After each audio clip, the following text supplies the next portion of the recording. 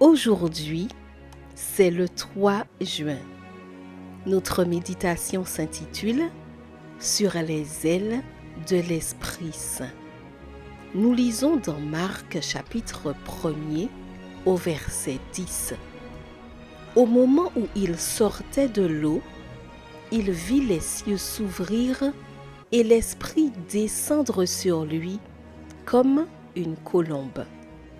La colombophilie. La colombo quoi? Me suis-je dit en lisant un article sur les pigeons voyageurs.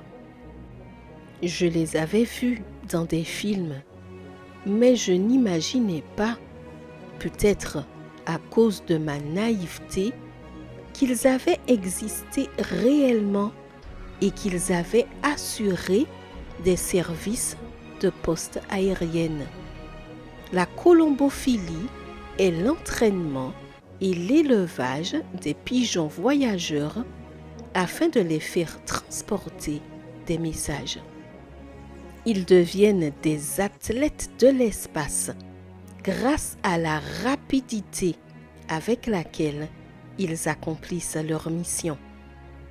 Tout au long de l'histoire, les pigeons voyageurs ont joué un rôle important dans les conflits militaires en transportant des informations dans de nombreux cas de manière si opportune que des milliers de vies ont été sauvées. Lorsqu'on a découvert que ces pigeons jouaient un rôle si important dans la guerre, des faucons ont été entraînés à intercepter les pigeons du camp ennemi. Il était crucial de ne pas laisser ces derniers arriver à destination. C'est ce qui est arrivé au pigeon Mary qui devait porter un message à la ville britannique d'Exeter en partant d'Allemagne. Pendant le voyage, Mary a été rattrapée par des faucons et une guerre aérienne a eu lieu entre les oiseaux, laissant la malheureuse pigeonne avec une aile blessée. Cependant, elle a fini par arriver à destination. En 1945, Mary la pigeonne a reçu la médaille d'honneur d'Inking pour son exploit. Les auteurs des évangiles s'accordent sur le fait que quelque chose est descendu du ciel sous la forme d'une colombe à l'occasion du baptême de Jésus. S'ils ont vu une vraie colombe, il n'est pas difficile de penser que le ciel a envoyé le Saint-Esprit sous cette forme. Après tout, la nature obéit à son Créateur. Mais s'il ne s'agit que d'une figure pour rapporter ce qu'ils ont vu, ils ont certainement vu les ailes de l'Esprit Saint.